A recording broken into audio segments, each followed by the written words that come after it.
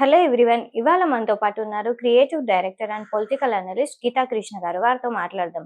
Hello sir. Hi. Sir, recent గా జరిగిన assembly సమావేశాల సాక్షిగా చంద్రబాబు గారు ఇట్లా మన ఆంధ్రప్రదేశ్ ని అభివృద్ధి వైపు తీసుకెళ్తాను, ఇంకా నెక్స్ట్ లెవెల్ కి తీసుకెళ్తా అని చెప్పేసి చెప్తున్నారు. సో దానిపైన మీ అభిప్రాయం? విజన్ డాక్యుమెంట్ ని ప్రొడ్యూస్ చేసే లాస్ట్ డేలో చంద్రబాబు నాయుడు గారు ఇప్పుడు ఒక విజృంభించి ఆఖరి వయసు కూడా పెరగడం వలన ఒక అభివృద్ధి కార్యక్రమం డెఫినెట్ గా విజయపథంలో నడిపించాలని wealthy Andhra Pradesh, healthy Andhra Pradesh, happy Andhra Pradesh ఈ మూడు నినాదాల మీద ఆయన బాగా మాట్లాడారు. ఆయన చేయగలడు కూడా. యాక్చువల్గా now I like him now because కాకపోతే ఇప్పుడు ప్రజలు ఏమని అడుగుతారంటే 6 ప్రామిస్లోనూ ఒకటేగా చేశారు, ఇంకా 2 చేయాలి కదా అని అడుగుతారు. అవి జస్ట్ రిమైండర్ అన్నమాట. మనం బట్ ఇచ్చేసేటప్పుడు అది చెప్పడం ఏంటికొని అనిపిస్తుంది, కానీ బట్ చెప్పాలి, చెప్ప తప్పదు. బట్ ఇప్పుడు నాకు చంద్రబాబు నాయుడు గారు ఇది తీసుకోవడం అనేది ఇనిషియేషన్ తీసుకుని చాలా స్ఫూర్తిని నింపారు అందరిలోనూ. అమరావతిలో ఒక అన్నీ కూడా 3 yearsలో మన అసెంబ్లీలో ఉన్న ప్రతి ఎమ్మెల్యేకి క్వార్టర్స్ టవర్స్, ఎమ్మెల్యే టవర్స్ అని, తర్వాత ఇంకా చాలా అన్నీ కూడా 3 years పెట్టుకున్నాడు ఆయన. పోలవరం కూడా ఆల్మోస్ట్ 3.5 to 4 years పెట్టుకుని ఇది వెళ్ళిపోయి డెఫినెట్గా 100% పూర్తి చేస్తానని చాలా గట్టిగా అంటున్నారు.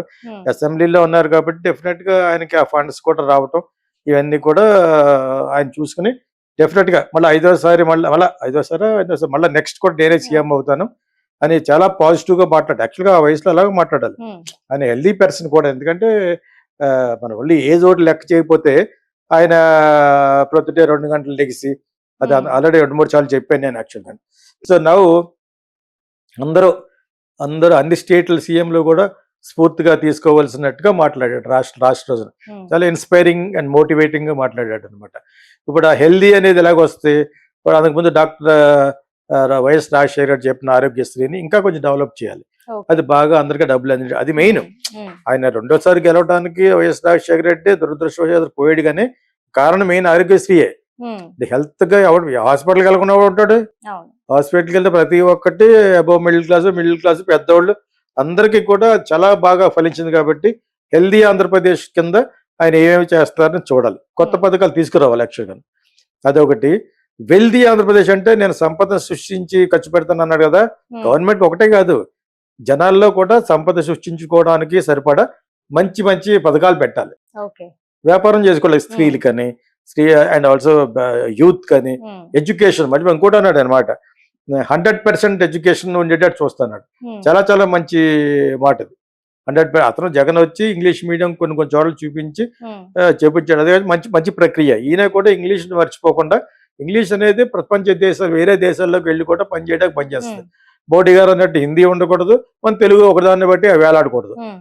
That's where. ఏదో పొలిటికల్ పార్టీ వాళ్ళు చెప్పారు కదా, జగన్ ఇంగ్లీష్ అన్నాడు కదా, మనం అనకూడదనే దారుణం ఉండకూడదు.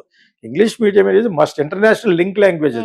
అది ఆయన కూడా మళ్ళీ వీడియో చూసినట్టు ఎవరైనా చూస్తే కూడాను ఇది యాక్చువల్గా you have to develop central board to all the people యాక్చువల్గా.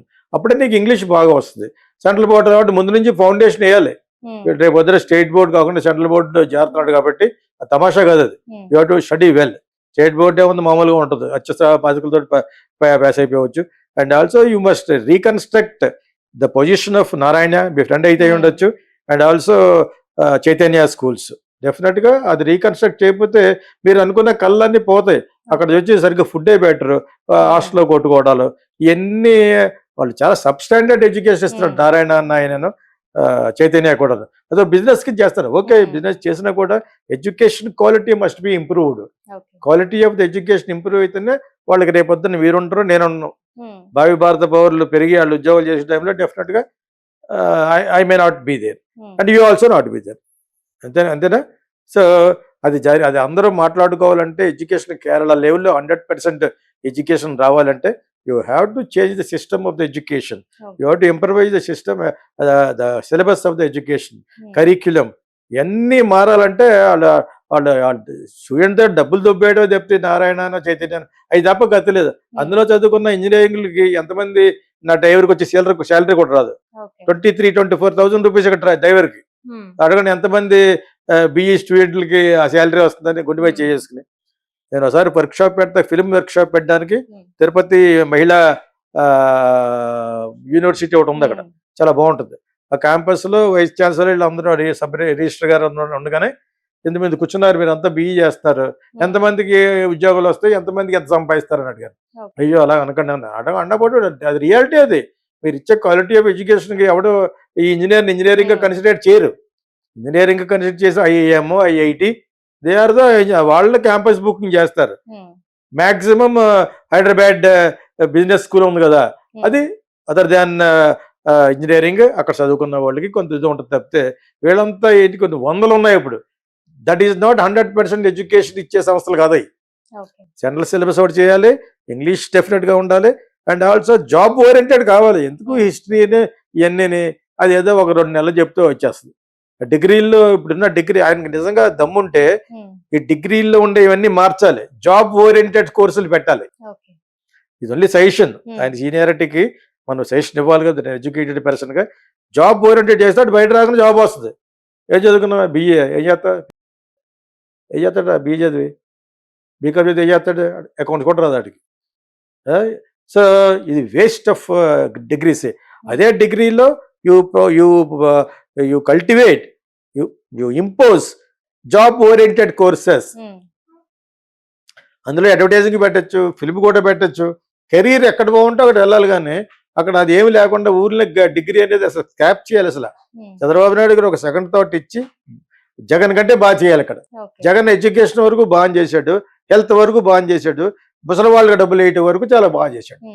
ఓకే, పెన్షన్ అనేది, తర్వాత ఏమో వాలంటీర్ సిస్టమ్ అనేది. మీరు వాలంటీర్ సిస్టమ్కి అది 5 కాదు 10 ఇస్తా ఉన్నారు, అదే చేయలేకపోయారు. మీరు చేయలేకపోయినా కూడా చెప్తేనే మీరు చేయగలగాలి. ముందు 6 ప్రామిసులు చేస్తే మీరు చెప్పిన హ్యాపీ, హెల్దీ ఆంధ్రప్రదేశ్ అన్నాడు ఆయన. వెల్దీ అంటే డబ్బులు ఉండేటట్టు, వెల్దీ ఆంధ్రప్రదేశ్. తర్వాత హ్యాపీ ఆంధ్రప్రదేశ్. అందరూ హ్యాపీగా ఉండాలంటే ముందు స్త్రీలు హ్యాపీగా ఉండాలి. But what ever it is, నేను మళ్ళీ చెప్తున్న సందర్భంగా మోడీ గారు ఇంకా పవర్ఫుల్ గా ఉంటే రిజర్వేషన్ కట్ చేస్తారు. నేను అంతే, ఐఎమ్ ఫర్ రిజర్వేషన్స్ అగైనెస్ట్. మాదిగలందరికీ నో రిజర్వేషన్స్, అందరికీ ఇవ్వాలి, బిలో పావర్టీ లైన్ ఉన్న వాళ్ళకి. దీనికి కృషి చేయండి దయచేసి. ఎందుకు ఇవ్వాలి రిజర్వేషన్ ఫర్ పూర్ పీపుల్. పూర్లో వాళ్ళు ఒక్కలే కాదు కదా, మాదిగ వాళ్ళు ఒక్కలే కాదు కదా, బ్రాహ్మణ్స్లో ఉన్నారు, వీళ్ళందరిలో అన్ని ఫార్వర్డ్ కాస్ట్లో ఉన్నారు. వాళ్ళని ఆధార్ కార్డు ద్వారానో వాళ్ళ యొక్క ఇన్కమ్ లెవెల్ ద్వారానో వాళ్ళు ఈ పలానా వాడు పేదవాడు, ఆ కూతురు పెళ్లి చేయలేడు, చదివించలేడు అనుకున్న వాళ్ళకి హెల్ప్ చేయండి. నాట్ ఫర్ ఓన్లీ బీసీస్ అంటే ఐఎమ్ కంప్లీట్లీ అగైనెస్ట్. తర్వాత వాళ్ళ మీద దళితులు అండి, మా మీదకి ఎందుకు కేసులు పెడతారు ఏంటి? దళితులు మొత్తం వెళ్తావా? ఎదవేషాలు వేసేసి నీకు జైల్లో పెట్టకూడదా? లాక్ కొట్టాలి మళ్ళీ అలా మాట్లాడేవాళ్ళు. అసలు ముందు అది ఆపాలి. మోడీ గారి దగ్గర నాకు నచ్చింది అదే. మోడీ గారు నిజంగా చేయనిస్తే అన్ని రాష్ట్రాలు కానీ బయటకు వస్తే అది కట్ చేస్తారు. ఆ విధంగానే ఆర్టికల్ పట్టుకొచ్చారు అక్కడ మన దాన్ని కాశ్మీర్లో. మళ్ళీ వీళ్ళు వచ్చారు, మళ్ళీ మామూలు పాట అయిపోయింది. మోడీ గారు కొన్ని విషయాల్లో భారతదేశానికి చాలా చాలా అవసరం. ఇప్పుడు యాస్టీస్ గా మన సీఎం చంద్రబాబు నాయుడు వీళ్ళంతా కూడా మోడీ గారి తరఫునే ఉన్నారు. ఆయనకే ఓటేశారు అక్కడ పార్లమెంట్ లో. ఆయన చేత ఇవందరూ కలిసి చేస్తేనే వస్తుంది. వాళ్ళకి ఎగెనెస్ట్ చేసి వాళ్ళు అన్యాయం చేయమంటలేదు, వాళ్ళ మాదిగలకనే. అందరితో పాటు చేయండి, వాళ్ళతో పాటు మిగతా పేదలకు కూడా. లేదు ఇప్పుడు కాంగ్రెస్ ఏమంటుంది, లేదు బీజేపీ వస్తే ఆ విధంగానే మన క్యాంపెయిన్ చేశారు. మహారాష్ట్ర ఇవన్నీ ఉన్నాయి కదా, జార్ఖండ్ ఇవన్నీ ఎలా చేశారు, వాళ్ళు వస్తే రిజర్వేషన్ తీసేస్తారని వాళ్ళు ఎక్కడ అనలేదు యాక్చువల్గా. ఆ విధంగా కొన్ని సీట్లు పట్టుకొచ్చారు, అయినా కూడా ఆబాస్ పాలయ్యారు. బీజేపీ వచ్చేసింది తప్పిక మెజారిటీతో ఇన్ మహారాష్ట్ర. ఇలాగా ఉద్ధవ్ ఠాకరే వాళ్ళందరూ మనం గెలిచిన వాళ్ళందరినీ హోటల్లో పెట్టేద్దాం, లేదా దొబ్బేస్తారు వాళ్ళు అంత లేసి ఏం తేపడు ఆ కూటమి దొబ్బింది, వీళ్ళ కూటమి వచ్చేసింది. సో ఇది పొజిషన్ యాజిటీస్ గా. భారతదేశం పొజిషన్ కూడా కొంచెం చెప్పాలి కూడా చెప్పేశాను.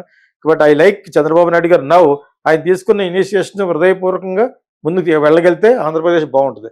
అందులో మెయిన్ హెల్త్ వైఎస్ఆర్ చేసిన దాన్ని కంటే బాగా చేయగలగాలి. తర్వాత టు బి హ్యాపీ, స్త్రీలకి వీళ్ళందరికీ డౌన్ ట్రాడన్ గా ఉన్న వాళ్ళకి లోన్స్ ఇచ్చి బిజినెస్ పెట్టించుకోవాలి, సెల్ఫ్ ఎంప్లాయ్మెంట్ కింద. ఓకే, అది డెఫినెట్ కావాలి. దానికి ఎవరు అపోజ్ చేస్తారు? నోబడీ. ఐ మళ్ళీ అపోజింగ్ రిజర్వేషన్స్. వాళ్ళ ఒకరికి ఇవ్వటం ఏంటి?